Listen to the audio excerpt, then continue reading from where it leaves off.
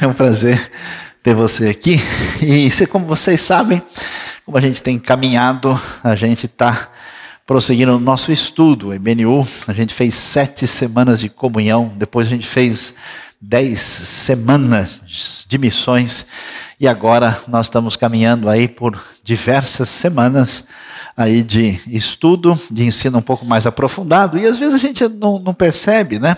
Mas a grande verdade é que a gente imagina que a dimensão da nossa vida, ela é entendida num plano imediato, né? Você quer uma solução, assim, uma síndrome de analgésico espiritual. Você quer tomar um negócio para sentir tranquilo e, na verdade, você precisa de vitamina, você precisa de proteína, precisa formar, né, os ossos, formar aí um tutano de Cristo. Amém, irmãos? Quem sentiu aí abençoado agora, né?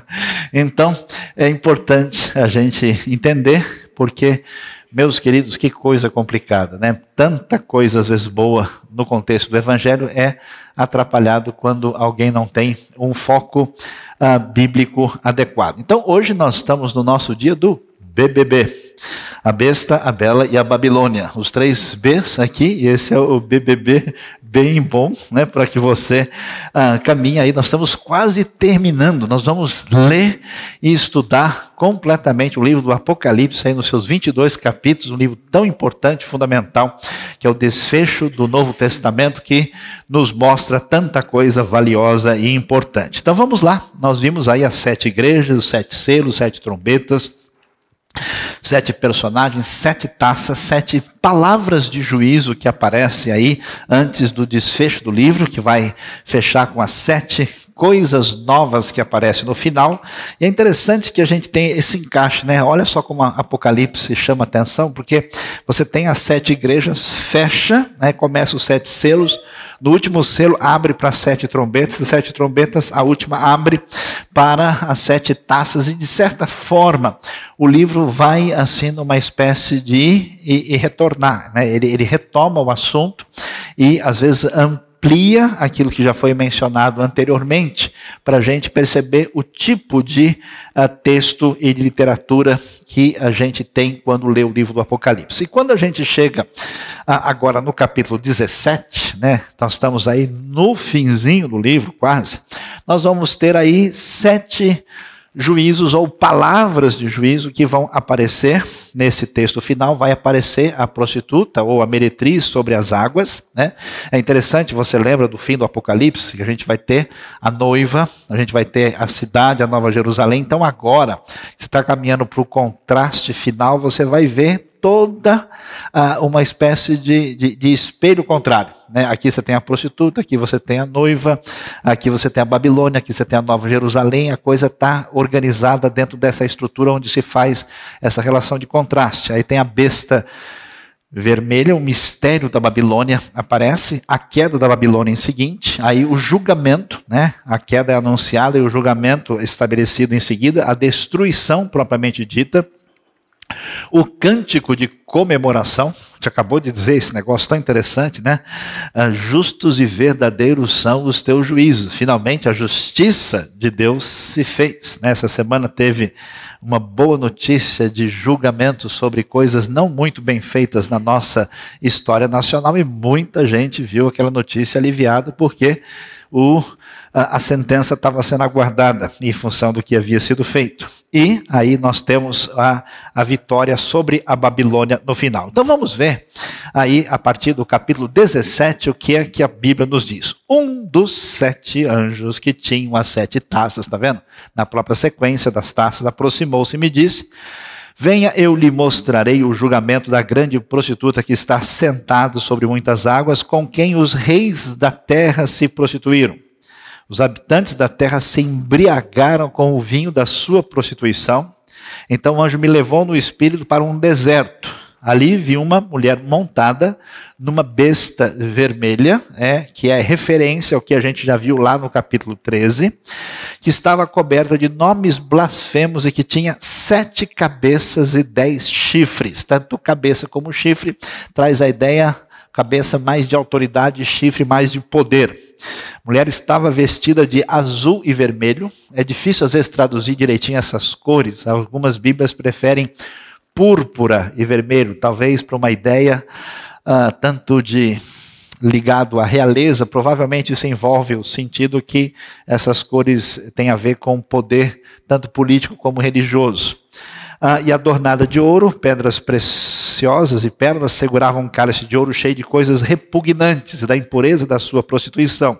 Em sua testa havia esta inscrição, aí nós temos, né, a figura do que representa essa visão do capítulo 17, mistério, Babilônia, a grande, a mãe das prostitutas e das práticas repugnantes, ou seja, abomináveis da terra. Vi que a mulher estava embriagada com o sangue dos santos, o sangue das testemunhas de Jesus. Quando a vi, fiquei muito admirado.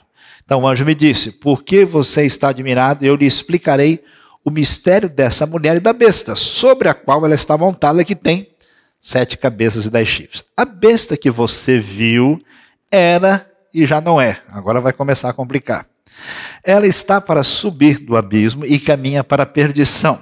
Os habitantes da terra, cujos nomes não foram escritos no livro da vida desde a criação do mundo, ficarão admirados quando virem a besta, porque ela era, agora não é, e entretanto virá. Aí, a ideia clara, né, como a gente já viu até agora, a besta, a Babilônia, está relacionada explicitamente com Roma, o Império Romano.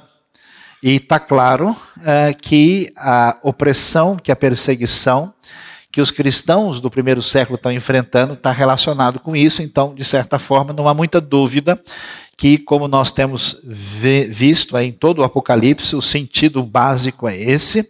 E vai ficar mais claro quando a gente chega no verso 9 em diante, quando se diz: aqui se requer mente sábia. As 7 cabeças são 7 colinas.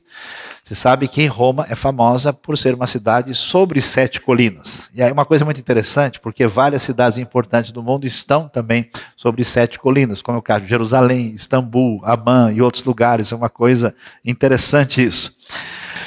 Sobre as quais está sentada a mulher, nesse caso é explicitamente ligado a Roma, são também 7 reis. 5 já caíram e 1 ainda existe, e o outro ainda não surgiu. Mas quando surgir, deverá permanecer durante pouco tempo. A besta que era e agora não é, é o 8º rei. É um dos 7 e caminha para a perdição. Os 10 chifres que você viu são 10 reis que ainda não receberam reino, mas que por uma hora receberão autoridade como reis junto com a besta. Eles têm um único propósito e darão seu poder e sua autoridade à besta. Guerrearão contra o cordeiro, mas o cordeiro os vencerá, pois é senhor dos senhores e o rei dos reis, e vencerão com ele os seus chamados, escolhidos e fiéis. Veja como é importante ver esse assunto. Quando você pega pessoas que não estudaram adequadamente o livro do Apocalipse, não entendem o seu pano de fundo, eles chegam às conclusões das mais malucas possíveis.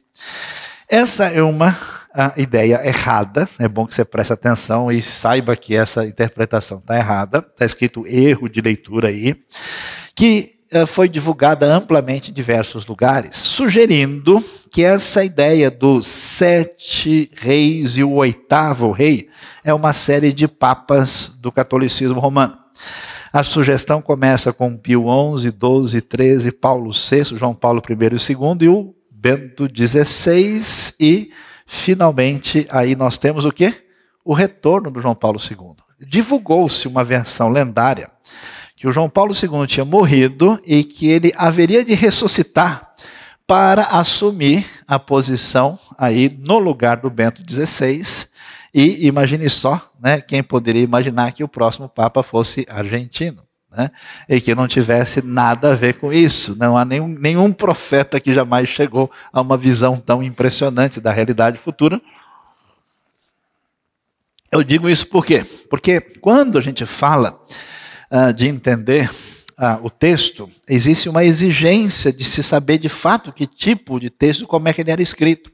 Há muita coisa popular que é colocada à disposição na internet, no YouTube, que não tem o mínimo sentido. E depois que isso foi muito divulgado, aí claro, o João Paulo II, ressuscitou coisa nenhuma. Você ainda tem possibilidades. Eu até ia passar o vídeo para vocês, mas eu os livrei da grande tribulação que haveria sobre nós nesta noite, especialmente porque o vídeo que eu achei tem 30 minutos e não é bíblico passar um vídeo desse de 30 minutos no nosso meio. Então, o que a gente vai descobrir? O anjo me disse, nós já vamos ver os detalhes sobre isso, as águas que você viu onde está sentada a prostituta são povos, multidões, nações e línguas. Claro, Roma, a razão por que a água está ligada com povos e nações é porque quase todas as nações da época estão em volta da bacia do Mediterrâneo, por isso faz todo sentido esse tipo de simbolismo. A besta e os 10 chifres que você viu odiarão a prostituta. Eles a levarão à ruína, e a deixarão nua, comerão a sua carne e a destruirão com fogo.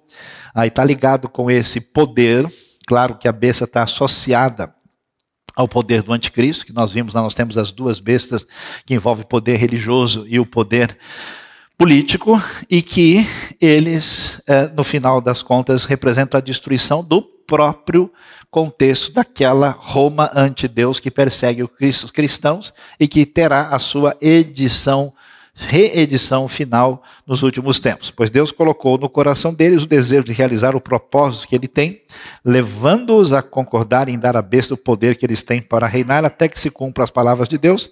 A mulher que você viu é a grande cidade que reina sobre os reis da terra. Não há dúvida alguma que é a cidade que reina sobre os reis da terra nesse contexto. É a Roma Antiga, o Império Romano, e como nós dissemos, o Apocalipse tem dupla face.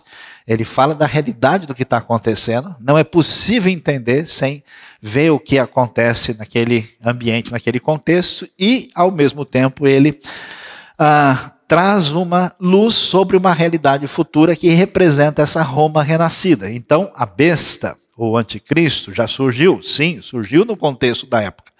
1 João vai dizer, nós vimos muitos anticristos têm saído pelo mundo, mas haverá a besta definitiva, o anticristo final, antes do desfecho dos tempos, como a gente pode ver. E dá uma olhada sobre isso.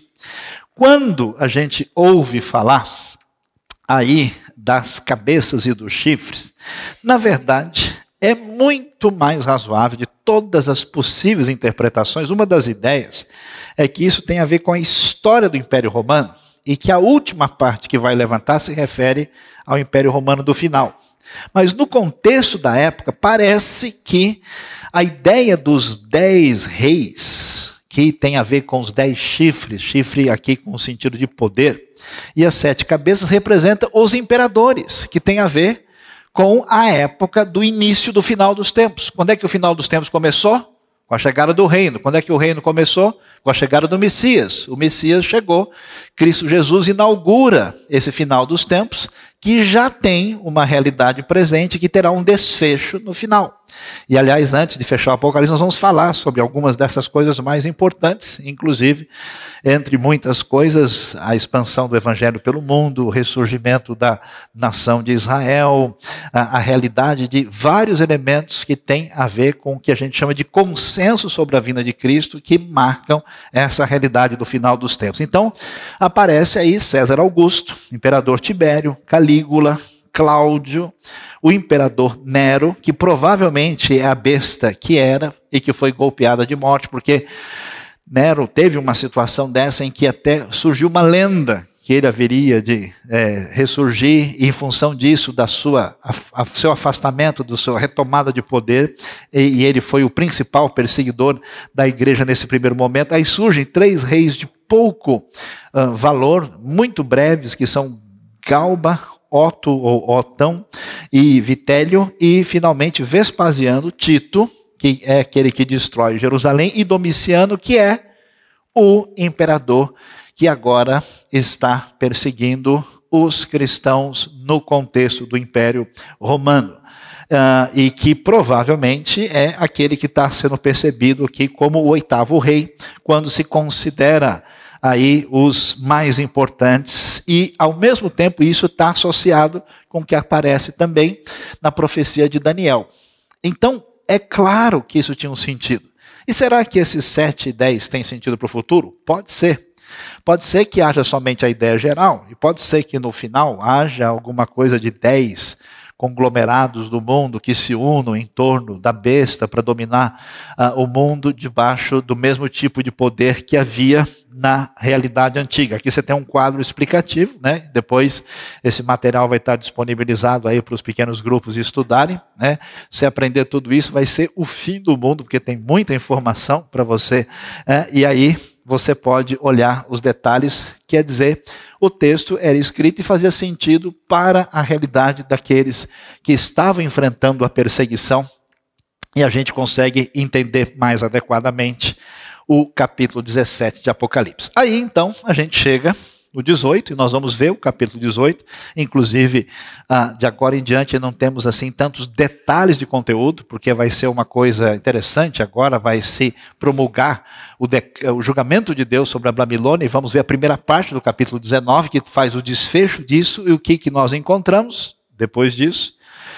Vi outro anjo que descia dos céus, tinha grande autoridade e a terra foi iluminada por seu esplendor. E ele bradou com voz poderosa, caiu a grande Babilônia. O Apocalipse tem a intenção de trazer a compreensão da história como um todo. E para que isso fique claro, ele tem duas coisas interessantes assim. Uma é a visão do domínio de toda a realidade da terra, debaixo do poder soberano de Deus. E o outro é o domínio da história. Por isso, o Apocalipse mostra essa reedição do que aconteceu. Assim como houve Egito e Faraó contra o povo de Israel, que é um primeiro cenário dessa batalha, também houve o cenário da Babilônia, que destruiu Judá. E agora nós estamos tendo o cenário da Roma, que persegue a nova comunidade da fé, que brotou com a chegada do Messias, atingindo todos os povos que têm crido e recebido a verdade em Cristo. E vai haver o desfecho final da mesma maneira. Então, a Babilônia é chamada de Roma. Ou melhor, a Roma é chamada de Babilônia, porque as duas representam a mesma situação. E aí existe a proclamação da vitória absoluta do poder de Deus, e aquele monte de escravos sofrendo, sendo perseguidos, e agora entendendo que tudo o que está acontecendo está debaixo do domínio de Deus, certamente vão comemorar quando ouvirem: caiu a grande Babilônia. Quando chegar a Nova Jerusalém, ela vai ser lugar da habitação de Deus. A Babilônia se tornou habitação de demônios e antro de todo o espírito imundo, antro de toda ave impura e detestável. Lembrando do pano de fundo de Êxodo para entender isso aqui. Pois todas as nações beberam do vinho da fúria da sua prostituição. Os reis da terra se prostituíram com ela, à custa do seu luxo excessivo, e é uma coisa impressionante a gente vê os detalhes de luxo que esses imperadores da antiguidade tinham em relação à vida do povo comum. É impressionante os detalhes, todo tipo de requinte e de situação especial, à custa desse luxo excessivo, os negociantes da terra se enriqueceram. Então ouviu outra voz dos céus que diziam: saiam dela vocês, povo meu, para que vocês não participem dos seus pecados, para que as pragas que vão cair sobre ela não os atinjam, pois os pecados da Babilônia acumularam-se até o céu e Deus se lembrou dos seus crimes. Então tudo que está acontecendo está debaixo da soberania divina. Deus tem tudo anotado e o seu julgamento vai chegar, a ação divina vai promulgando o fim da Babilônia, da Roma, do império antideus, daqueles que se opõem à verdade do Evangelho. Retribuam-lhe na mesma moeda. Lembra lá do raciocínio imprecatório do Antigo Testamento? O pessoal ouve e acha assustado. Olho por olho, dente por dente, que coisa horrível. Horrível não, é o pagamento exato. Porque se deixasse para as pessoas, é olho por cabeça e dente por pescoço. Então, a ideia era receber a retribuição exata. Por que nós não devemos fazer isso? Porque nós não somos bons juízes. A gente vai, geralmente, olho por joelho, né? A gente vai trocar de maneira equivocada. Então, a ideia é que a gente entregue a vingança a Deus. Mas a justiça, no final, vai ter que triunfar. Vai ter que triunfar. Então, nessa hora, agora vem a retribuição. Paguem-lhe em dobro pelo que fez. Misturem para ela uma porção dupla do seu próprio cálice, façam-lhe sofrer tanto tormento e tanta aflição, como a glória e o luxo a que ela se entregou. Em seu coração ela se vangloriava. Estou sentada como rainha, não sou viúva, jamais terei tristeza, por isso num só dia as suas pragas a alcançarão. Morte, tristeza, fome e o fogo a consumirá, pois poderoso é o Senhor Deus que a julga. Quando os reis da terra que se prostituíram com ela e participaram do seu luxo virem a fumaça do seu incêndio, é interessante isso, chorarão e se lamentarão por ela, amedrontados por causa do tormento dela, ficarão de longe e gritarão: ai, a grande cidade, Babilônia, cidade poderosa. Em apenas uma hora chegou a sua condenação. Babilônia, Roma, todo o império que se estrutura no sistema anti-Deus, que se baseia na exploração dos outros, numa vida diferente da graça de Cristo, em ser bênção para os outros. Todo esse processo cruel que cresce assustadoramente no mundo de hoje. Eu estava numa cidade do Nordeste brasileiro, pegando um voo de volta para São Paulo, e encontrei um pastor conhecido, a gente conversou rapidamente, ele me passou um DVD, eu estou trabalhando numa missão. Que missão que é essa? Missão que está tentando segurar e impedir o crescente tráfico humano internacional. É um negócio tão gigantesco, tão assustador, tão crescente, tão apavorante, que está tomando conta do cenário, e que quando a falta de referências éticas do mundo se torna uma realidade, há uma crise tremenda que faz parte dos dias de hoje. Nós estamos vendo uma tendência em vários lugares do mundo de novo, concentração de poder. Essa ideia que o Estado deve dominar todas as coisas é uma ideia bem romana. Essa ideia de que as nossas liberdades são tolhidas em nome de uma autoridade maior para o nosso bem é muito complicado.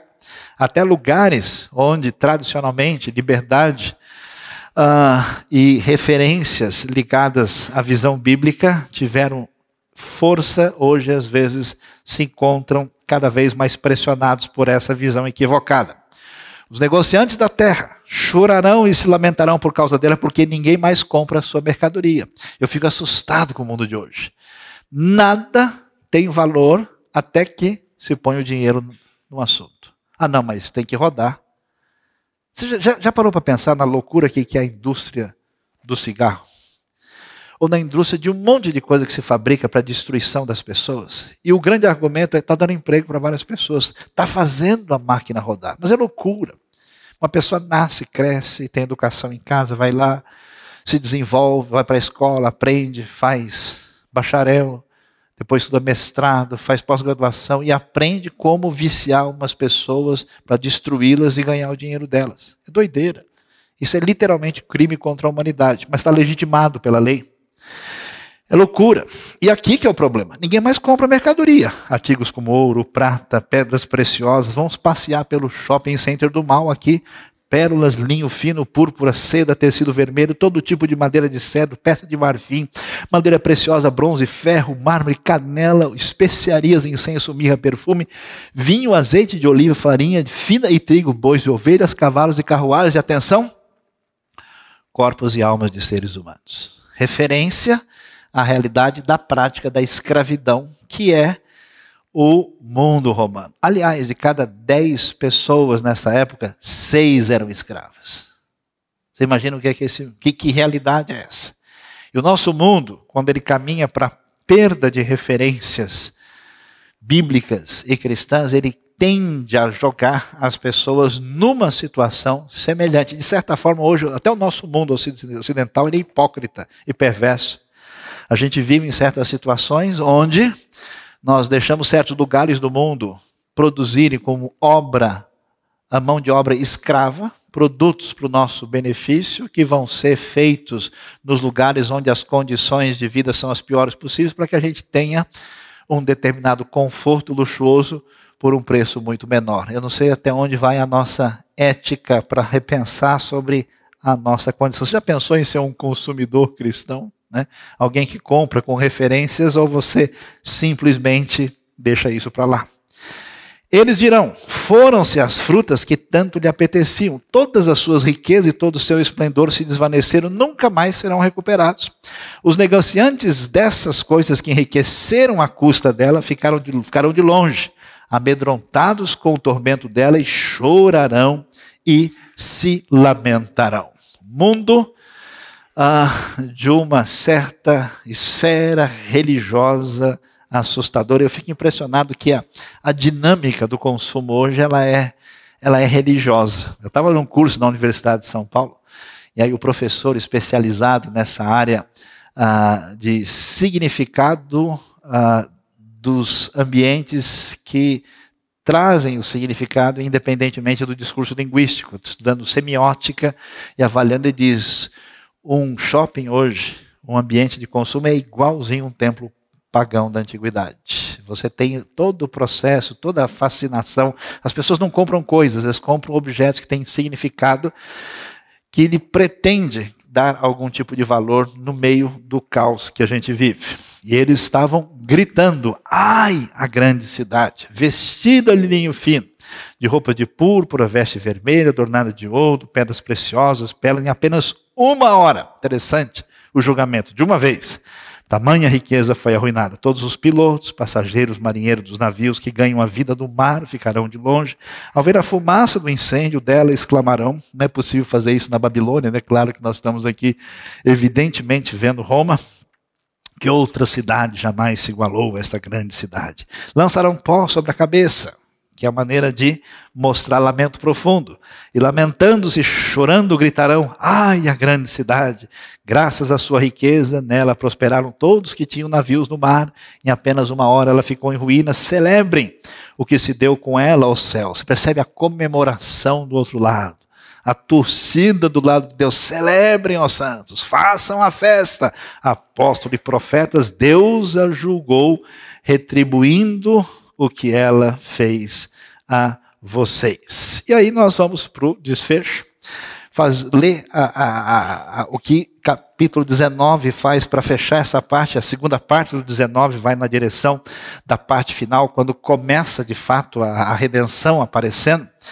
E a gente vai ver as aplicações que isso tem diretamente para a nossa vida. Depois disso, ouvi nos céus algo semelhante à voz de uma grande multidão que exclamava: aleluia, a salvação, a glória e o poder pertencem ao nosso Deus, pois, cantamos agora mesmo, verdadeiros e justos são os seus juízos. Ou seja, qualquer pessoa normal, qualquer pessoa que tem senso ético, essa pessoa, num certo sentido, deve ter uma santa e boa revolta contra a maldade do mundo.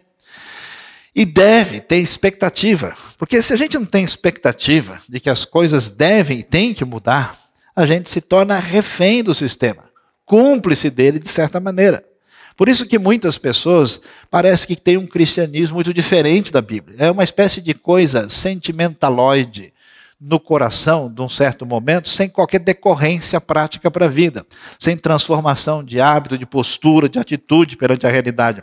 Às vezes você pega uma pessoa que está dentro da realidade da igreja, o comportamento dele não é diferente de uma pessoa de fora. Então, que diferença isso faz? Que equivale esse tipo de atitude? E a postura da Bíblia é de profunda rejeição, e dizendo: ó, toda essa maldade bandalheira que existiu nessa Roma antiga e que existe nessa realidade do mundo sem Deus, vai receber o juízo divino. Ele condenou a grande prostituta que corrompia a terra com sua prostituição. Ele cobrou dela o sangue dos seus servos. E mais uma vez a multidão exclamou: aleluia! A fumaça que dela vem sobe para todo sempre. Os 24 anciãos e os 4 seres viventes prostraram-se e adoraram a Deus, aqueles que representam, tanto Israel no Antigo Testamento, como os gentios que estão agora crendo no Deus que se revelou a Israel na primeira aliança, que estava sentado no trono, exclamaram: amém, aleluia. Então veio do trono uma voz conclamando: louvem o nosso Deus, todos vocês, seus servos, que temem tanto pequenos como grandes, porque chegou a hora de saber que a justiça triunfou. E aí, o que a gente vai levar para casa essa semana para a gente refletir sobre Apocalipse 17 até 19, primeira parte. Primeiro, quando a gente pensa sobre maldade, eu acho interessante, eu sou conhecido por ficar bravo com pessoas que saíram muito pouco do Brasil, foram visitar o exterior assim de passagem e acham que só tem corrupção e maldade aqui.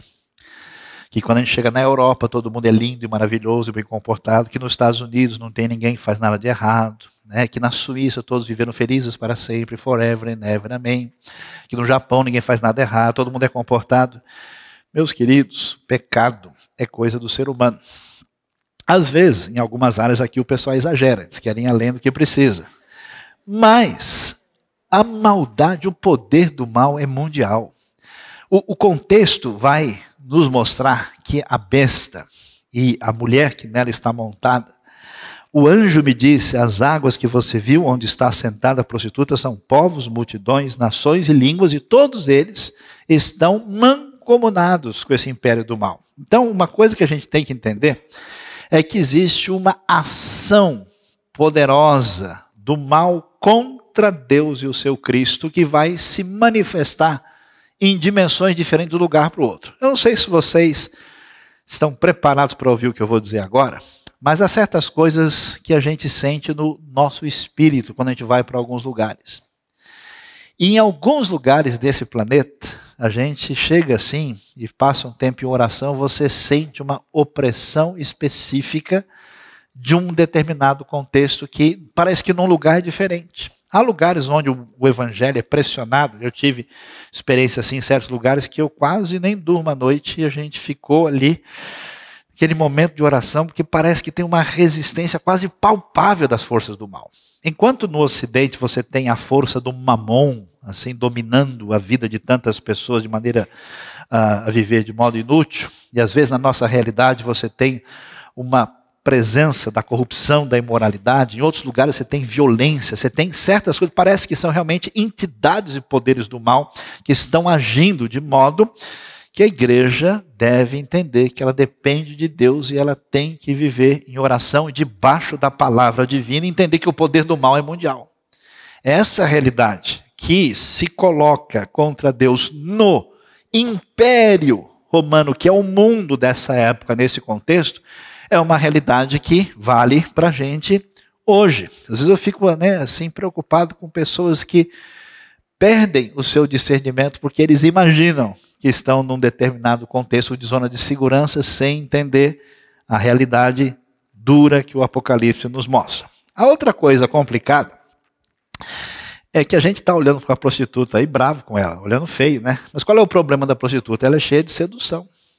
A proposta de Roma é muito agradável, é muito gostosa. A gente pode passear de iate com ela.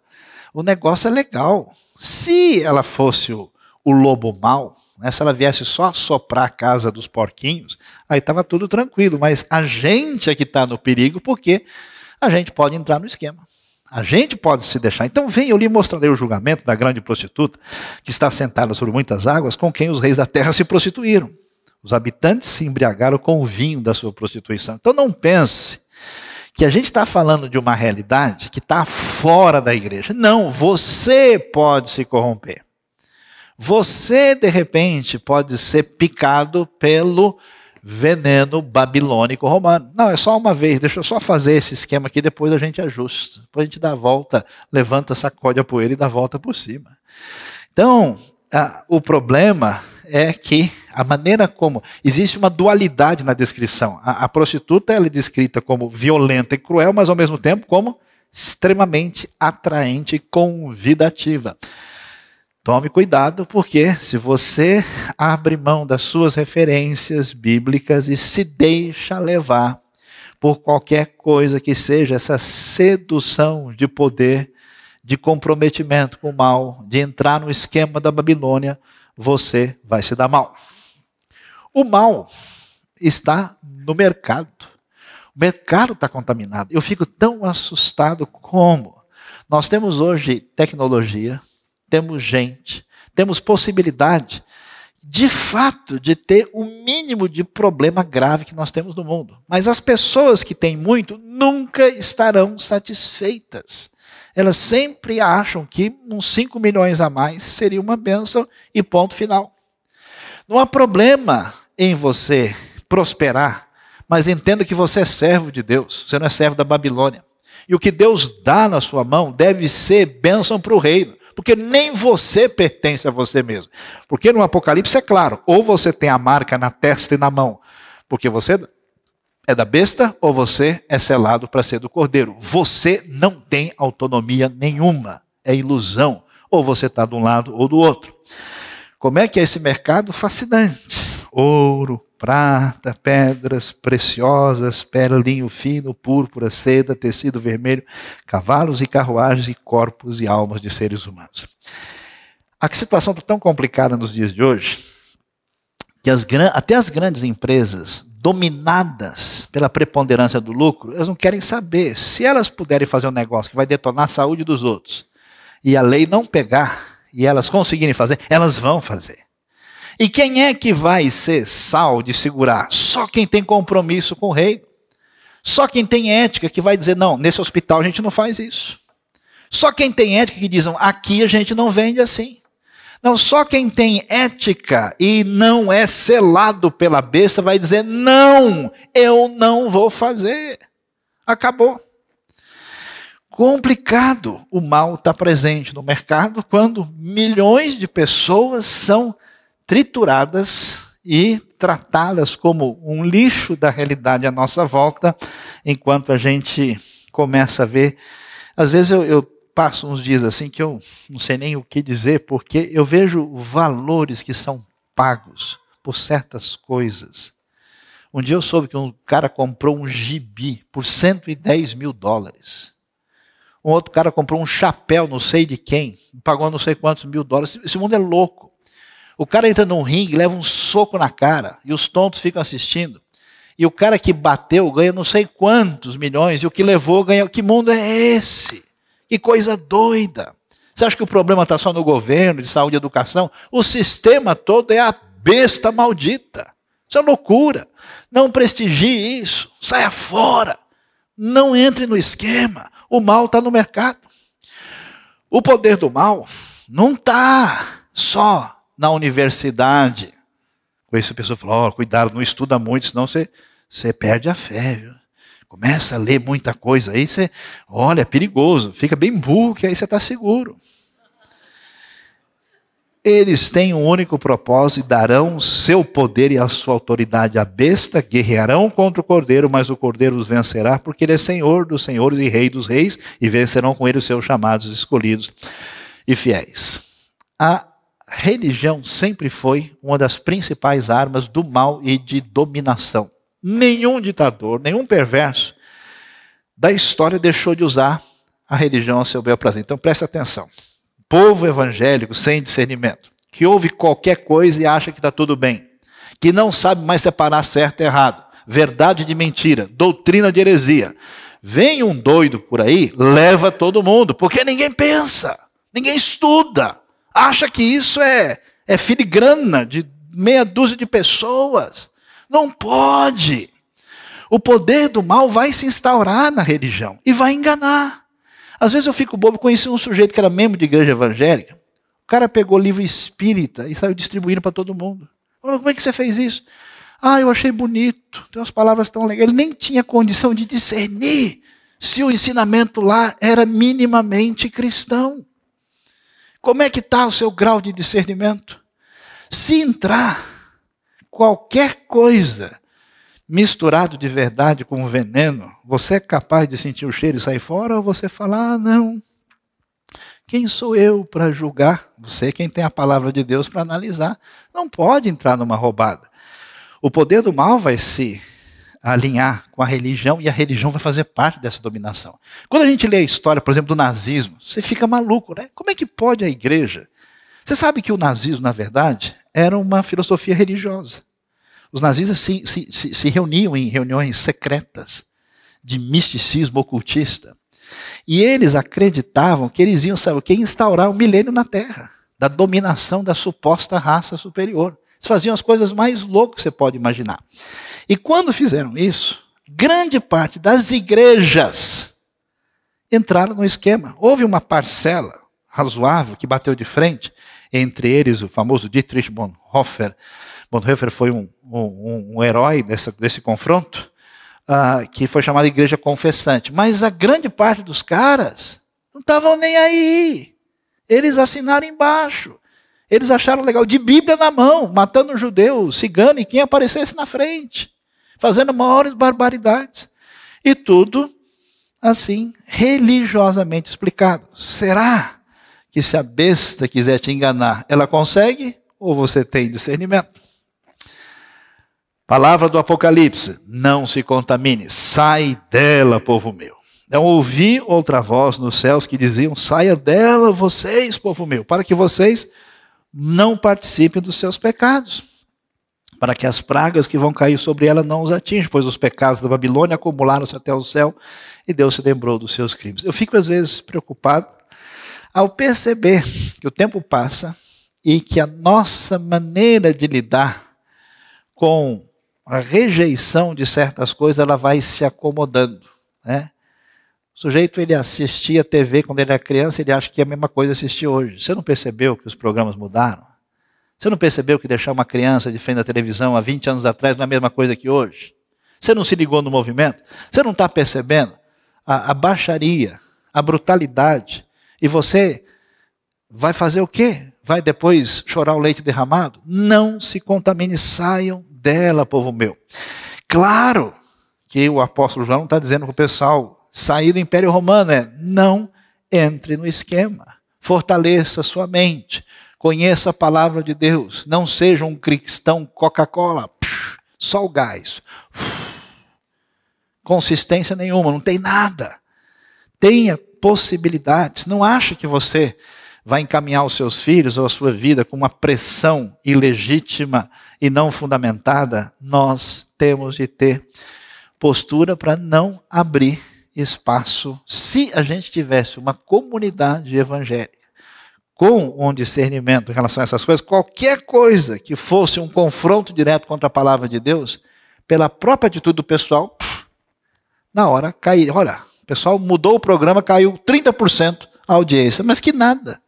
O pessoal não faz a mínima diferença. Onde está o seu coração? Eu fico impressionado. Quando era mais novo, não vai falar que faz tempo, hein? Pois a gente conversa sério. Eu ficava impressionado que eu via algumas pessoas na igreja. Eu me lembro bem de um rapaz que eu conheci, que o cara era o Ramsés II na igreja. Ele era uma múmia, ele nem se mexia. Tá lá. Podia ser a mensagem mais maravilhosa, o cântico, o cara estava lá, ele parecia uma estátua, assim, parecia aquelas brincadeiras, estátua, né? Ele entrava lá, só saía no final do culto. Aí eu vi esse cara assistindo um jogo de futebol. Um jogo que eu assisti. Eu fiquei tão impressionado, porque ele gritava tanto. Eu falei, não, acho que ele virou neopentecostal, não estou sabendo. Ele urrava, ele derrubava a sala, ele chutava tudo. Eu falei, nunca imaginei que eram a mesma pessoa. Tudo que é importante para a gente, tudo aquilo que está no fundo do nosso coração, mexe com as nossas entranhas. A pergunta é, por que é que você chora? Por que é que você ri? O que comemora você? Eu conheço gente que ganha um relógio, até perde o fogo. Você ouve os verdadeiros gemidos inexprimíveis do sujeito. A pessoa, às vezes, ganha qualquer bugiganga dessas aí que se vende em algumas das galerias aí da cidade. E os negociantes da terra, quando vir o fim da Babilônia, eles chorarão e se lamentarão por causa dela. Eu nunca entendi porque uma pessoa na rua vai e encosta no paralama do outro e o sujeito sai de lá disposto a matar o outro.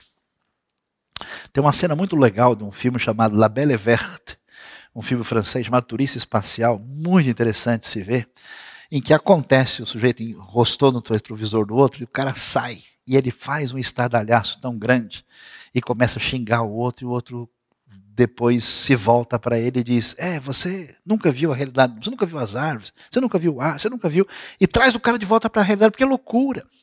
Porque o carro não é um carro, ele é um símbolo de poder.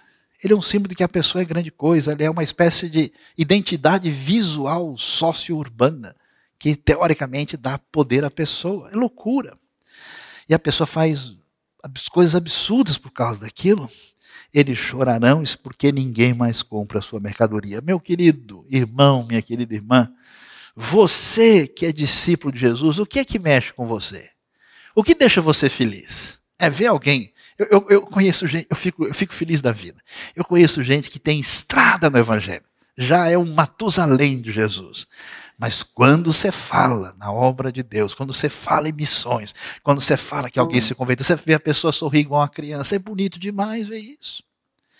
Eu conheço gente que talvez não se anime tanto por certas coisas, mas por outras.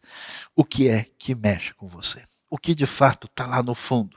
Aqui, toda essa civilização perversa, eles choram e choram. Se eles verem gente em dificuldade, isso não mexe com eles. Se eles ouvirem falar das coisas grandiosas da graça de Deus, não. Mas quando a mercadoria vai embora, o choro é muito grande. O que é que mexe com você? Avalie o seu coração. E a festa da vitória. Tem dia que a gente, de repente parece que não. Sabe aquele dia que você levanta com os dois pés esquerdos da cama assim? Que você, já fala, vixe, hoje o bicho vai pegar. Eu já estou meio cansado, eu estou meio estressado. Você já olha assim para marginal assim e fala, Senhor, ora vem, Senhor Jesus, Maranata. A coisa é séria, é complicada. Pois é. E às vezes realmente dá uma dor no coração, porque a gente vê tanta glória maravilhosa no reino do Evangelho e a gente vê confusão no povo de Deus. Você vê o pessoal brigando por causa de bobagem. Você vê a desgraça, a maldade, a corrupção, os problemas. E aí você fica com saudade. Aquele hino antigo que dizia, da linda pátria estou muito longe, triste eu estou, eu tenho de Jesus saudades, quando será que eu vou? Pois é. Então tem hora que dá vontade assim de arrebatamento imediato. Vamos embora, Mas a Bíblia diz, quando a ação de Deus chegar, quando ela chegar, a gente vai fazer a grande festa. Celebrem o que se deu com ela, ó céus. Não celebra tanto não, Israel, baixa um pouco. Nós temos grandes discussões teológicas lá em casa, eu e Israel, por causa disso, depois a gente conversa. Celebrem, ó santos, apóstolos e profetas. Deus a julgou retribuindo-lhe o que ela fez a vocês. Você pode aplicar o seu coração no reino de Deus, a sua vida e o seu esforço? Eu sei que acontece comigo, a gente fica desanimado às vezes. Parece que não floresce. Parece que não surge com aquela força que a gente esperava. Mas vai chegar uma hora que tudo aquilo que é feito para a honra e glória de Deus, que é feito pelo Espírito, que é feito pelo toque da eternidade, vai surgir com força e vai durar para sempre. E tudo aquilo que ofendeu a glória do Cordeiro, que foi contra Deus, um dia toda a maldade, todo o pecado, toda postura ante Deus, o juízo chegará. E que Deus abençoe o nosso coração e nos ajude nessa compreensão do Apocalipse. Festejar a vitória, desejar a volta do Cordeiro e que a nossa vida venha ser pautada pela compreensão do que nós ouvimos nessa tarde. Deus abençoe o seu coração. Baixe a sua cabeça, fale com o nosso Pai. Fale sobre a sua vida, a sua trajetória, o seu caminhar com Deus, para que a sua vida seja alinhada de acordo com o que essas palavras trouxeram para o seu coração hoje. Pai amado, digno ao Cordeiro, louvado seja o teu nome, nós celebramos a tua vitória, a tua honra, a glória e o poder para todo sempre.